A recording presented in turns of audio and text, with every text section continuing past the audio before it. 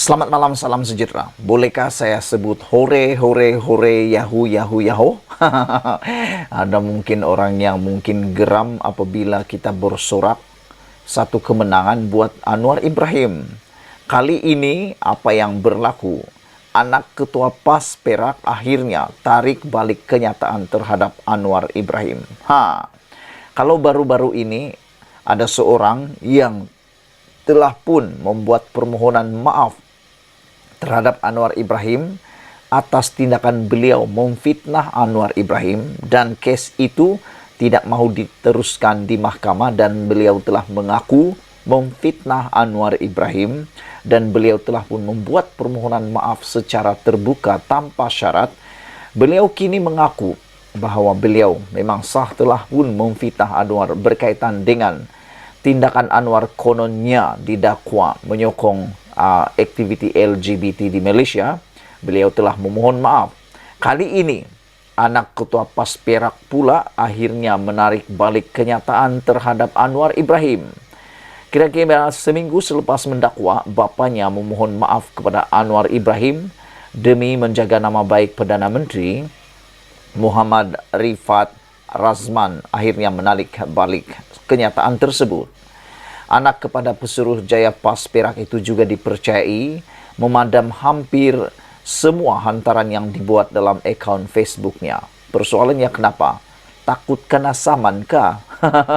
Sebab sebelum ini sebenarnya Anwar Ibrahim telah pun menyaman bapa beliau ini, yaitu Ketua Pesuruh Jaya PAS Perak yang telah memfitnah Anwar Ibrahim.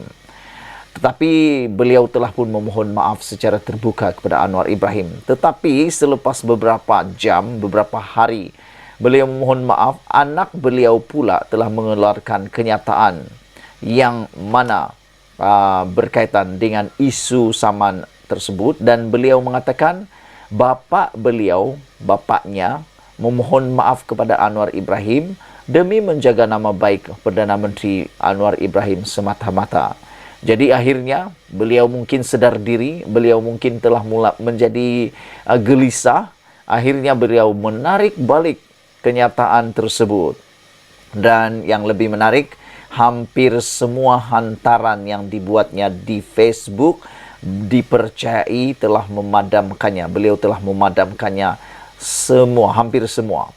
Peguam Anwar SN Naya berkata, bekas calon PAS untuk kerusi Parlimen Lenggong dalam PRU 15 lalu itu juga berjanji untuk menyaktifkan akaun media sosialnya itu.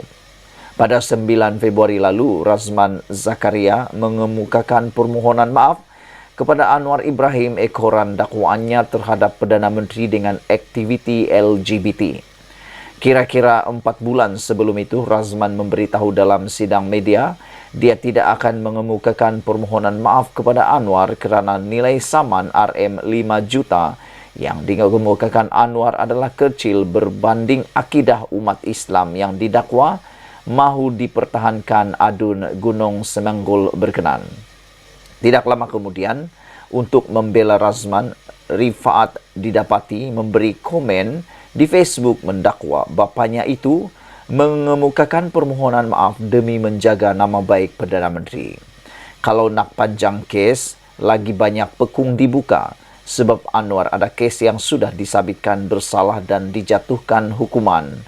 Kedua-dua belah pihak setuju kes ditutup untuk jaga nama Anwar Ibrahim sebagai Perdana Menteri. Selesai, katanya.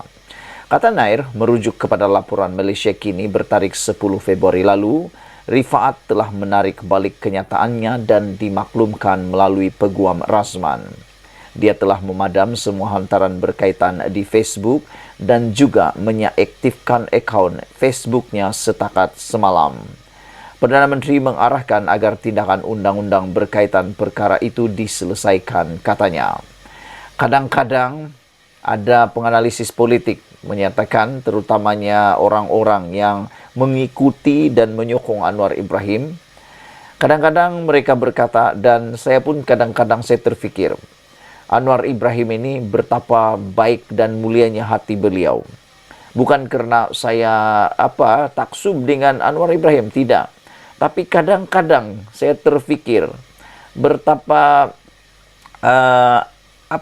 betapa baiknya hati Anwar Ibrahim sehingga walaupun fitnah yang telah merosakkan, pada pendapat saya fitnah itu walaupun telah pun dimohon maaf dan sebagainya, walaupun hantaran itu telah dibuat dalam waktu yang pendek, singkat, tetapi kita harus tahu, sekarang ini dalam media sosial tak perlu ambil masa sehari, 2 jam cukup untuk menyebarkan perkara tidak baik tentang seseorang. Bayangkan apa yang Anwar Ibrahim telah lalui. Beliau dikaitkan dengan aktiviti yang tidak sehat seperti LGBT. Kesannya amat buruk. Bahkan ada orang yang termakan fitnah tersebut, terhasut untuk percaya bahwa memang Anwar Ibrahim didakwa kononnya menyokong LGBT. Tapi sebenarnya tidak. Jadi akhirnya ramai yang percaya, ramai yang termakan fitnah itu terus-menerus percaya dan percaya. Tapi yang kita heran, Anwar Ibrahim pula, begitu baik dan mulianya hati beliau, sanggup pula menerima permohonan maaf tersebut sampai tidak mau meneruskan saman 5 juta ringgit terhadap Razman. Sehingga ada penulis blog seperti Sabudin kata, ini akan menyebabkan orang akan terus-menerus memfitnah Anwar Ibrahim sehinggalah mereka puas dan tak akan puas-puaslah. Tidak ada kerugian untuk mereka. Balik-balik nak minta maaf, balik-balik nak minta maaf, fitnah lagi minta maaf lagi, fitnah lagi nak minta maaf lagi. Nah, ada penganalisis politik kata, lebih baik dimufliskan saja mereka itu melalui saman. Saman jangan alang-alang. Samanlah beratus juta kata mereka. Barulah mereka ini terasa penangan dan terasa berhenti. Betul-betul mau berhenti untuk memfitnah lagi. Karena kalau sekadar nak minta maaf kata mereka, mereka akan ulang lagi dan ulang lagi dan ulang lagi dan ulang lagi.